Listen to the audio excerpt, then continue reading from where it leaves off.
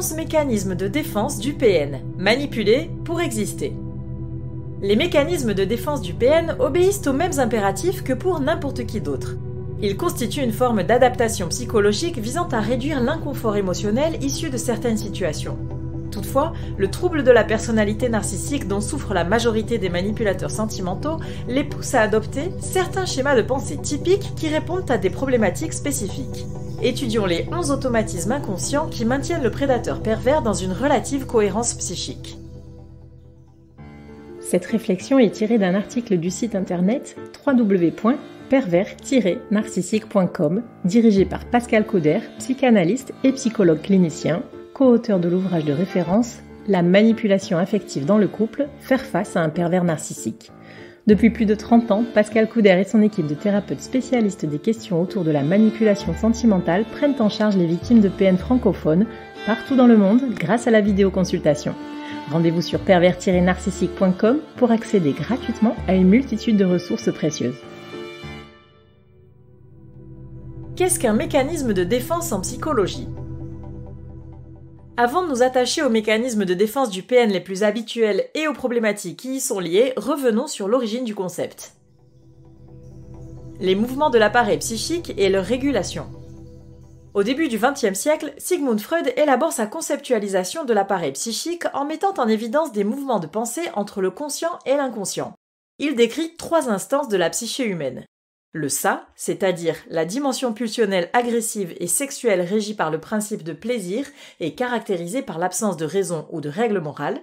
Le surmoi, qui intériorise les lois et interdits du groupe d'appartenance. Le moi, soit l'agent défensif qui exerce une fonction régulatrice des phénomènes psychiques. Il se fonde sur l'expérience propre du sujet et est régi par le principe de réalité. Il maintient l'équilibre entre les pulsions du ça et les exigences du surmoi. Ainsi, selon la psychanalyse, un mécanisme de défense agit sur la partie inconsciente du moi pour le protéger des intrusions liées aux pulsions et aux affects émanant du ça. Ceci permet de présenter ainsi un surmoi plus acceptable en société. Ces fonctionnements adaptatifs peuvent s'installer à différents stades du développement de la personnalité. Ils s'élaborent par les relations interpersonnelles, les expériences individuelles, mais aussi les influences culturelles. Une protection par la pensée, contre quoi ? Qui dit défense dit menace. Alors quel est le danger qui vise un individu ayant recours aux mécanismes défensifs ? Le débordement d'angoisse ou d'anxiété. Lorsque l'équilibre émotionnel est menacé par un trop-plein de pensées angoissantes, le cerveau met en œuvre des systèmes de traitement de ces afflux nerveux visant avant tout à réduire le stress sans se soucier de potentielles conséquences néfastes sur un plus long terme. La douleur émotionnelle. Des émotions trop intenses peuvent nous plonger dans une grande détresse. Pour minimiser leur impact, une distanciation psychologique avec la réalité peut être nécessaire, quitte à la déformer ou même à l'éluder. Les conflits internes. Lorsque la cohésion psychique est mise à mal, des conflits internes prennent place, entremêlés de sentiments contradictoires, comme cela peut être le cas avec l'invalidation émotionnelle par exemple. Notre système défensif vise alors à stabiliser nos affects en limitant les contradictions éprouvées pour prévenir du risque de dissonance cognitive. Les atteintes à l'image. Qu'il s'agisse de l'image sociale ou de l'estime de soi, les mécanismes de défense veillent à entretenir une certaine valorisation de notre identité. Cela permet de diminuer la souffrance émotionnelle. La fonction protectrice de nos schémas de pensée, même si elle s'écarte de la réalité, a donc sa raison d'être. Toutefois, dès lors que les mécanismes de défense s'entérinent et dérivent vers un usage mal adapté, ils peuvent être à l'origine de nombreux problèmes empêchant une continuation saine du développement psychologique d'un individu. Exemple courant de mécanismes de défense. On doit à la fille de Freud, Anna, une première liste de 10 mécanismes de défense qui depuis ne cessent de s'étoffer. Avec un fonctionnement le plus souvent automatique et inconscient dont le socle est le refoulement, le rôle aidant de ces schémas est indéniable. Toutefois, il arrive que l'enfermement dans certains systèmes de pensée devienne problématique.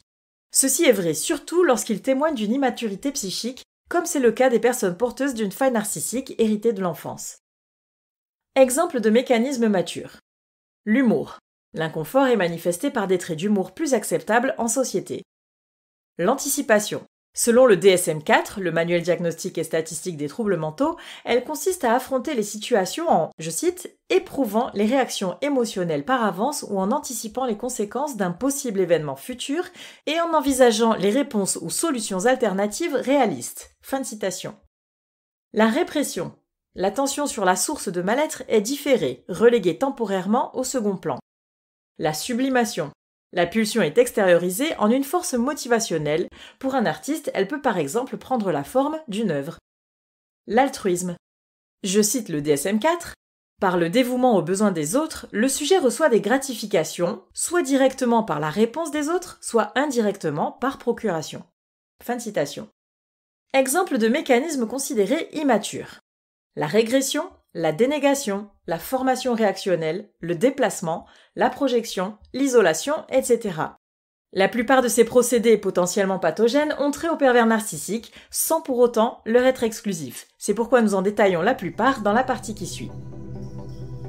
11 mécanismes de défense typiques des PN. Sachant que les pervers narcissiques sont des malades qui s'ignorent, il est tout à fait reconnu qu'ils usent de tout un panel de stratégies pour éviter d'affronter la dure réalité de leur incurabilité.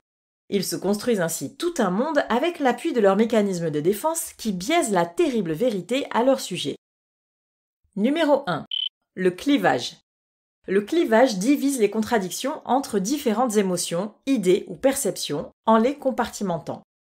Cette séparation mentale permet la coexistence d'éléments antinomiques et parfois extrêmes, tout en diminuant l'inconfort émotionnel associé à cette dualité. En général, les représentations de soi et des autres omettent les nuances pour alterner entre des pôles opposés dans une vision manichéenne qui ne supporte pas l'ambiguïté. Ainsi, on peut retrouver le fait, je cite le DSM-4, d'être exclusivement aimant, puissant, respectable, protecteur et bienveillant ou exclusivement mauvais, détestable, en colère, destructeur, rejetant et sans valeur. Fin de citation. Numéro 2. La projection. C'est l'un des mécanismes de défense de PN les plus fréquents. La projection permet d'attribuer à autrui ses propres pensées, affects, motivations ou traits indésirables. Ce procédé inconscient protège le sujet de l'anxiété ou de la culpabilité associée à ces aspects de lui-même. Lorsqu'un manipulateur est en proie au sentiment de haine, il peut par exemple se convaincre que c'est l'autre qui éprouve de l'animosité à son égard, quitte à en développer une certaine paranoïa. 3. Le déni. Selon le DSM-4, le déni refuse, je cite, de reconnaître certains aspects douloureux de la réalité externe ou de l'expérience subjective qui seraient évidents pour les autres. Fin de citation. Ceci est très prononcé chez les MPN qui nient les autres dans leurs différences et les règles de société, allant jusqu'à considérer autrui comme un objet et à se placer au-dessus des lois. 4. La dénégation. La dénégation ou la négation diffère légèrement du déni en ce sens qu'elle représente un processus plus actif dans son aspect défensif. Il s'agit ici de reconnaître enfin une réalité jusque-là refoulée, tout en rejetant son appartenance au sujet. Pour un PN, ce mécanisme de défense l'aide à manipuler sa proie, notamment en lui faisant endosser la responsabilité d'actes néfastes ou de leurs conséquences. Cela lui permet par exemple d'opérer un renversement des rôles selon la distribution du triangle de Karpman avec la plus grande conviction. 5. L'idéalisation. L'idéalisation constitue une défense psychique contre les atteintes à l'estime de soi. On s'idéalise soi-même ou bien on idéalise un objet, tel que la mère érigée au statut de sainte, par exemple. Pour ce faire, le sujet attribue des qualités positives excessives à quelqu'un ou quelque chose pour pallier un éventuel sentiment d'insuffisance. Cela peut conduire à des attentes irréalistes et donc exposer à des déceptions. 6. La dépréciation. Dans le registre de l'estime de soi, la dépréciation fonctionne à l'inverse de l'idéalisation, mais poursuit un même but, se revaloriser. Cela consiste à produire des représentations injustement et exagérément négatives de certaines personnes. Ainsi, en présentant l'autre comme inférieur, le processus de dévaluation d'autrui restaure le sentiment de sa propre supériorité. De ce fait, c'est pour regonfler son ego fragile que le PN dénigre constamment sa victime. 7. L'omnipotence. Plus poussé que l'idéalisation, l'omnipotence confère un sentiment de toute puissance au sujet. Ce mécanisme de défense prétend lui octroyer un contrôle absolu sur les événements et l'entourage. L'illusion de pouvoir et de maîtrise calme l'angoisse liée aux limitations et aux vulnérabilités. Elle se manifeste par exemple à travers le refus de reconnaître ses erreurs ou de solliciter de l'aide. 8. La rationalisation. Le DSM-4 décrit la rationalisation comme une réponse au conflit et au stress, je cite, « dissimulant les motivations réelles de ses propres pensées, actions, sentiments, derrière des explications rassurantes ou complaisantes, mais erronées ». Fin de citation. Cela passe par une justification ayant recours à la logique ou à la morale pour occulter les véritables desseins, maintenus quant à eux inconscients. Exemple, un PN qui argumenterait que c'est pour profiter de ses chers enfants qu'il demande la garde alternée, quand en vérité, il veut se servir d'eux pour nuire à son ex-femme. 9. Le passage à l'acte. Dans le passage à l'acte, ou en anglais acting out, le sujet agit pour ne pas ou ne plus ressentir et pour ne pas savoir. Il évacue les tensions dues aux conflits intrapsychiques par une mise en action impulsive, voire agressive ou autodestructrice, pouvant mener à des comportements violents. 10. L'agression passive. L'agression passive consiste à adopter une attitude de victime faussement soumise. Particulièrement chez le manipulateur sentimental, elle témoigne d'une sorte d'identification projective visant à induire chez son opposant un comportement de contrôle sadique. Elle se manifeste, toujours d'après le DSM-4, je cite, « en exprimant une agression envers les autres de façon indirecte et non combative. Une façade d'adhésion masque la résistance, le ressentiment et l'hostilité. » Fin de citation. 11. La régression. Comme son nom l'indique, la régression comme mécanisme défensif consiste à recourir à une attitude immature, voire infantile, pour soulager le stress lié aux problématiques d'adultes. Cela peut induire des comportements de dépendance, aux substances par exemple, ou de recherche de réconfort, surtout s'il y a une porteuse du syndrome de l'infirmière dans les parages, mais aussi des accès de rage ou une réfutation des responsabilités. Nous venons de voir que les mécanismes de défense du PN lui permettent de continuer d'évoluer en société sans arriver jusqu'à l'effondrement psychique, malgré sa pathologie incurable et ses possibles comorbidités. Nous n'avons pas pu tout traiter, ni entrer dans le détail de chaque sous-catégorie de ces schémas de pensée, mais le but était ici d'aider les victimes à comprendre qu'elles ne sont en rien responsables des agissements de leur bourreau. Pour ne plus subir ces mauvais traitements, il faut sortir de la relation toxique en étant de préférence accompagné d'un bon système de soutien.